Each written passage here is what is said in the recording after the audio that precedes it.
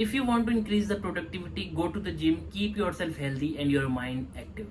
Hello everybody, welcome back to my YouTube channel. I hope आप सब अच्छे होंगे, बहुत खुश होंगे। तो रिसेंटली मुझे कंप्लीट हुए हैं 5 to 6 years web development field में। ये सिर्फ मैं अपना वर्किंग एक्सपीरियंस बता रहा हूँ, इसके अलावा मैंने जो स्टडी करी उसको मैं अभी काउंट नहीं कर रहा। तो मैं आज आपको बताने वाला हूँ कि वेब डेवलपमेंट फील्ड में जिनका वर्क फ्रॉम होम चल रहा है उनकी लाइफ कैसी चल रही है। अगर आप वेब डेवलपमेंट फील्ड ज्वाइन करना चाहते हैं तो एज अ फ्रेशर आपको क्या क्या इश्यूज आ सकते हैं, और साथ साथ मैं आपको बताऊंगा कि 5 to 6 इयर्स में आप कितनी अर्निंग कर सकते हैं। और साथ साथ इसी वीडियो में छोटी छोटी आपको टिप्स मिलेंगी फ्रीलांसिंग को लेकर, तो इस वीडियो में जरूर बने रहना। तो चलो गाइस, इसी के साथ दिन स्टार्ट करते हैं। और मैंने आज का दिन इसलिए चूज किया कि आज है मंडे का, बहुत ज्यादा प्रेशर होता है, तो शायद आज मैं लाइव वर्क के साथ साथ आपको कुछ टिप्स दे पाऊँ कि कैसा रहता है दिन, क्या क्या चीजें रहती हैं। तो चलो शुरू करते हैं इस वीडियो को।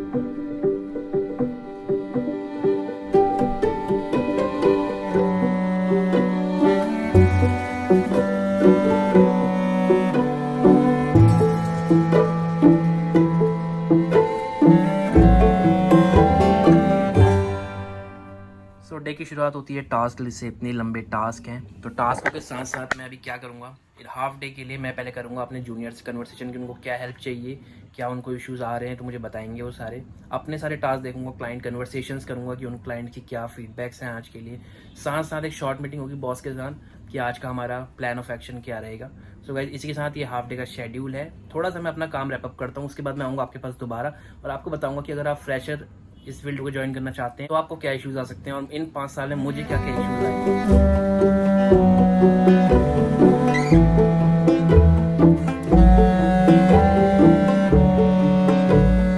तो फर्स्ट लाइन ने मुझसे पूछा है कि हमें एक वेबसाइट बनानी है जिसमें कितना टाइम और कॉस्ट लगेगा। तो उसके लिए मुझे प्रॉपर एक शीट रेडी करनी पड़ेगी प्राइसिंग के साथ साथ फंक्शनैलिटी के साथ। तो पहला टास्क तो आज का ये है। सो सेकंड क्लाइंट का टास्क नहीं है, उसके फीडबैक है कि उसको काम जो मैंने सैटरडे को किया था वो बहुत अच्छा लगा है, अब वो आगे काम करवाना चाहता है। थर्ड क्लाइंट का टास्क थोड़ा डेंजरस है क्योंकि उसने बोला है कि डेडलाइन थोड़ी शॉर्ट है, तो आप काम जल्दी ख़त्म करके देना, फंक्शनैलिटी बहुत सारी है, तो इसका जल्दी रैपअप करना पड़ेगा आज। So finally task schedule done, clients replies done. So पहला स्टेप हो चुका है ख़त्म। अब सेकंड होगी जूनियर से बात और बॉस से मीटिंग, उसके बाद मैं करूँगा अपना main day start. So guys, finally Monday को ज़्यादा वर्क प्रेशर था। फाइनली फर्स्ट ब्रेक स्टार्ट हो गया है 15 मिनट का, तो मैंने सोचा क्यों ना आपसे कुछ बातें कर लूँ दोबारा से।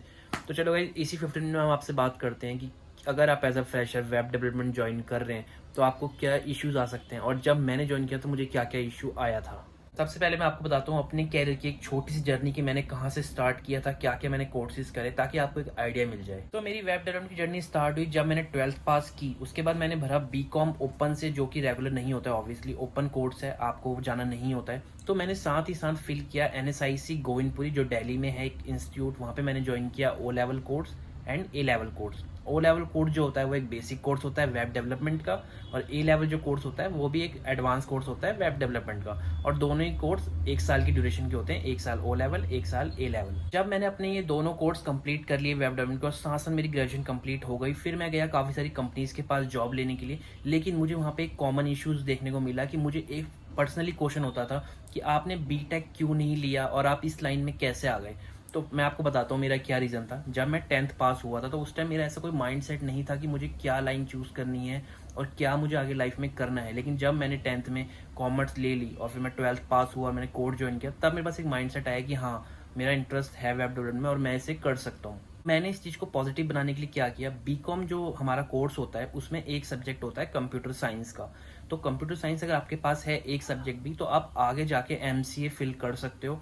और अगर आपने MCA कर ली, मास्टर कंप्यूटर ऑफ एप्लीकेशन, तो आप प्रॉपरली एक वेब डेवलपमेंट लाइन में आ जाते हो, क्योंकि मास्टर कंप्यूटर एप्लीकेशन है, प्रॉपरली आपको इसी चीज़ के बारे में मास्टर्स कराई जाती है। मुझे काफ़ी सारे ऐसे इश्यूज आए, लेकिन स्टिल बहुत सारे रिजेक्शन के बाद रिजेक्शन मिले, काफ़ी सारी जगह मेरी जॉब मिली, इशू हुआ। फिर मुझे समझ आया कि मुझे क्यों एक अच्छी जॉब नहीं मिल पा रही है और मुझे काफ़ी सारे रिजेक्शन क्यों मिलते हैं।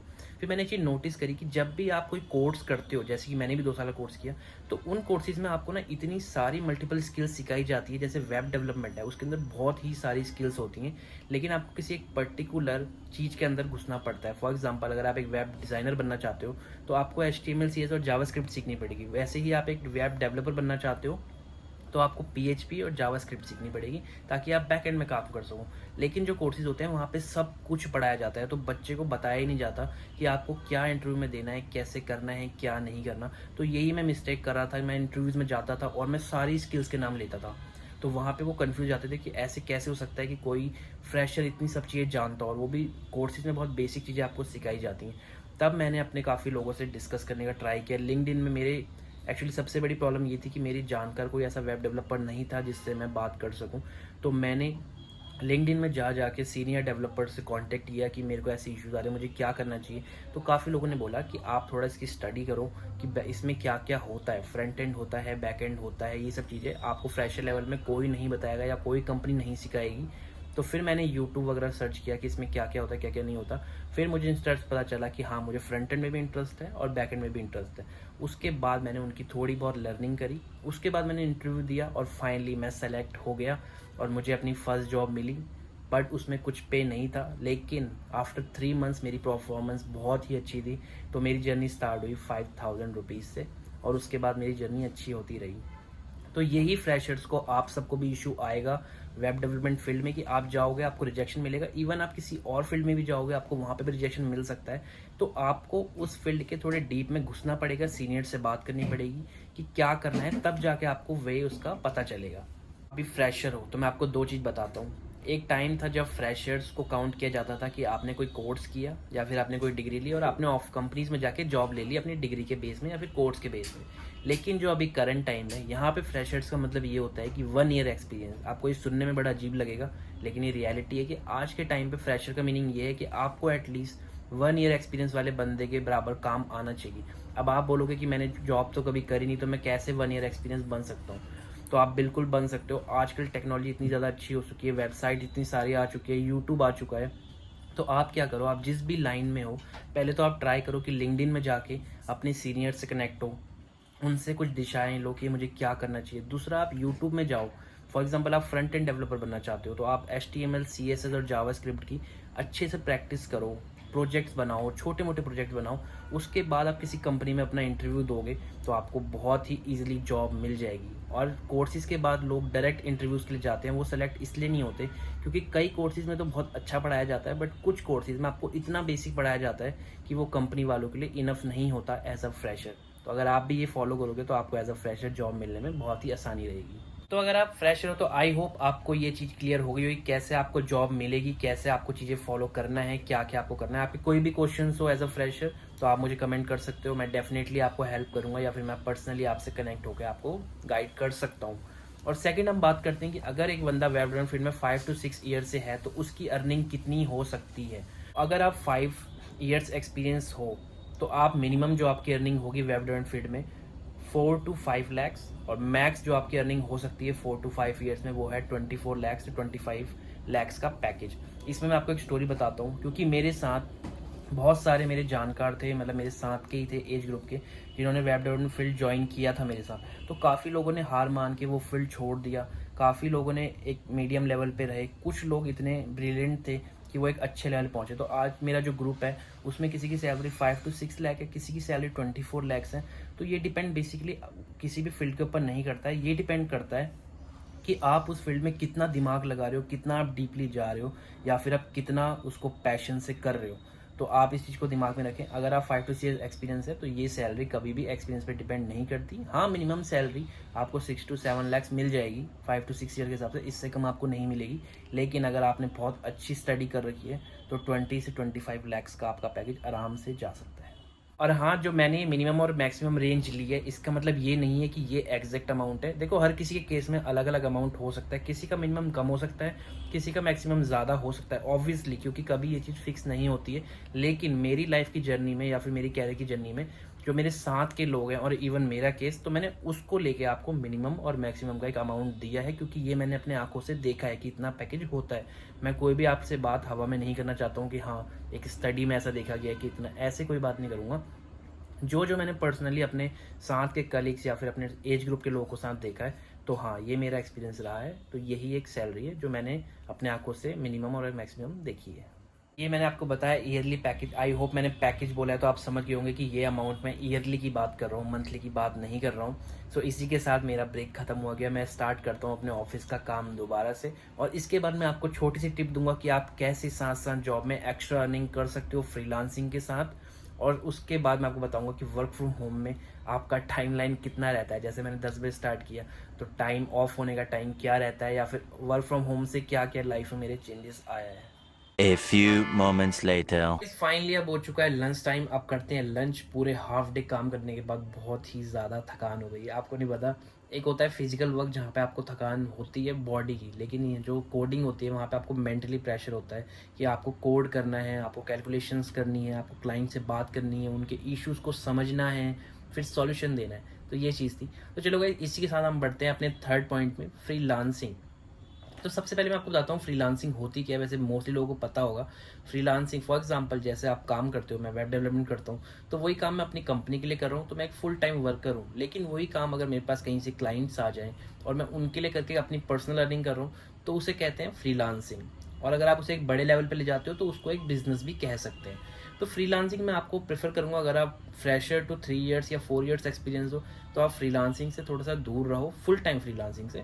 लेकिन आप अपने आने वाले फ्यूचर के लिए बैकअप बना सकते हो। फॉर एग्जांपल बहुत सारी वेबसाइट्स हैं ऑनलाइन जो फ्रीलांसिंग वेबसाइट्स हैं, वहाँ पे आपको अच्छे क्लाइंट्स मिल जाते हैं, अच्छी अर्निंग मिल जाती है।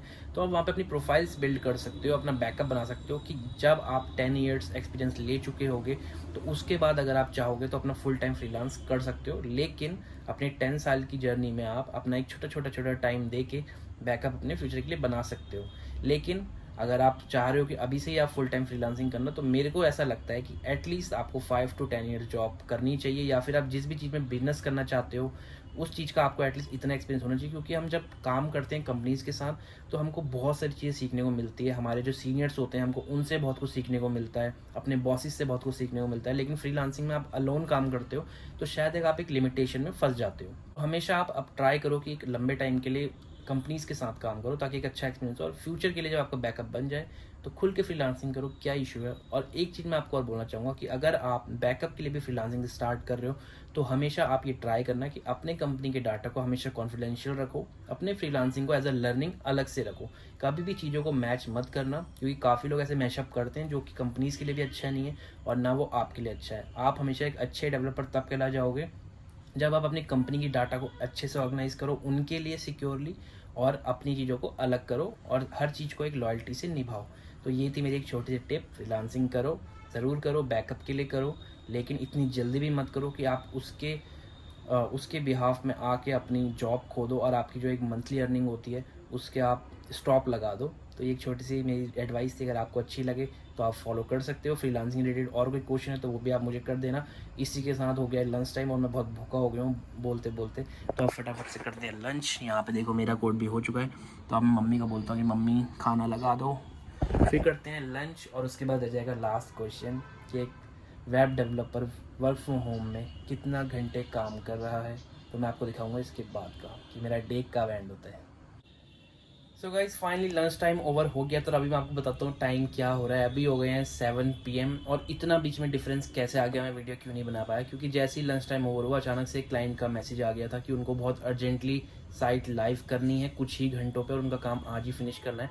तो इसलिए मैंने इन बिटवीन फ़ोन को टच नहीं किया, ना कोई वीडियो शूट करी है, और इसलिए काम करते करते सीधा 7 बज गए। और अभी टाइम ये हो गया कि अब मैं ऑलमोस्ट लॉग आउट कर दूंगा, साइट लाइव कर दी है, क्लाइंट खुश हो गया है। तो हाँ, जो लास्ट क्वेश्चन था हमारा कि वर्क फ्रॉम होम से क्या लाइफ में आपके फ़र्क पड़ा है, क्या बहुत ज़्यादा काम करना पड़ता है या इश्यूज़ आते हैं। तो देखो ऐसा होता है, काफ़ी कंपनीज होती हैं जो थोड़ा फोर्स करती हैं कि आप घर पे हो तो एक्स्ट्रा काम करो। अभी जो मैं करंट कंपनी में काम कर रहा हूँ वहाँ पे ये है कि अगर बाई चांस कभी कोई क्लाइंट रियरली गुस्सा हो रहा है कि लाइव करनी है या फिर ये टास्क रह गया, छोटा सा टास्क है, आपको लगता है कि 1 आध घंटे एक्स्ट्रा लगा के हो जाएगा, तो हम खुद ही बैठ के वो चीज़ कर देते हैं ताकि वो प्रोजेक्ट ख़राब ना हो। क्योंकि प्रोजेक्ट ख़राब होता है तो कहीं ना कहीं डेवलपर की रिस्पॉन्सिबिलिटीज़ भी होती हैं कि उसके चक्कर में प्रोजेक्ट डाउन हो गया, तो इसलिए कभी कभी ऐसा चल जाता है। तो हाँ, बस इतना सी फ़र्क आया कि कभी गुस्सा हुआ तो कर लिया, अदरवाइज़ फिर तुम ऑफ कर दिया, क्योंकि ऑफिस में तो तुम बेसिकली अगर क्लाइंट गुस्सा भी हो रहे हो तो आप ज़्यादा नहीं रुक सकते हो, बेसिकली आधा से 1 घंटा, उसके बाद आप नहीं रुक पाओगे। लेकिन वर्क फ्रॉम होम में थोड़ा सा एडजस्ट हो जाता है। सो गाइज आई होप मैंने आपके सारे क्वेश्चंस के आंसर आज दे दिए हों कि फ्रेशर को क्या क्या इश्यूज़ आते हैं, क्या क्या सैलरी मिलती है और क्या वर्क फ्रॉम होम में इश्यूज़ आए हैं। इसके अलावा भी अगर आपके कोई क्वेश्चन हो तो आप मुझे कमेंट कर सकते हो, मैं आपके सारे क्वेश्चंस के आंसर करूँगा। और आई होप आपको ये वीडियो थोड़ी सी भी इंफॉर्मेटिव लगी हो तो प्लीज़ लाइक करना और कमेंट करना, और साथ साथ क्वेश्चन तो आप पूछ ही सकते हो। तो इसी के साथ मिलते हैं नेक्स्ट वीडियो में। आई होप आपको वीडियो अच्छी लगी। Take care.